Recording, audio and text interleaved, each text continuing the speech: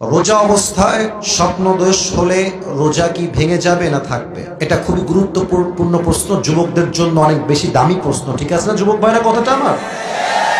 আচ্ছা বোঝো, স্বপ্নদোষ হলে রোজা ভাঙবে কিনা। প্রথম কথা হচ্ছে, শরীয়তে 3 ধরনের ব্যক্তির উপর থেকে শরীয়তের বিধানকে উঠিয়ে নেওয়া হয়েছে। রুফি আল কালাম আন সালাসাতি, 3 ধরনের ব্যক্তির উপরে শরীয়তের কোনো বিধান জারি হয় না। তার মাঝে একটা ধরন হচ্ছে সেই ধরন আনিন নাইম হাত্তা তাস্তাইকায, ঘুমন্ত ব্যক্তি যতক্ষণ পর্যন্ত ঘুম থেকে না উঠবে তার উপরে কোনো বিধান জারি হবে না। অতএব স্বপ্ন দোষ এটা আমাদের আওতার ভেতরে নয়, it is out of capacity, এটা ঘুমের মধ্যেই হয়ে যায়।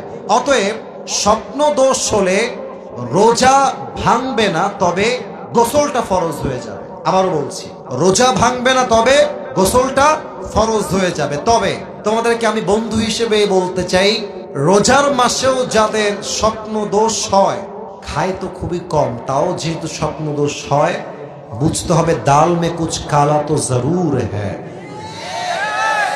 এই কালাটা কি? কালাটা হচ্ছে সারা দিন মেয়েদের চিন্তা করে, সারা দিন বাজ চিন্তা করে, সারা দিন মেয়েদের ভিডিও দেখে বেড়ায়। কথা ঠিক আছে কিনা বলো?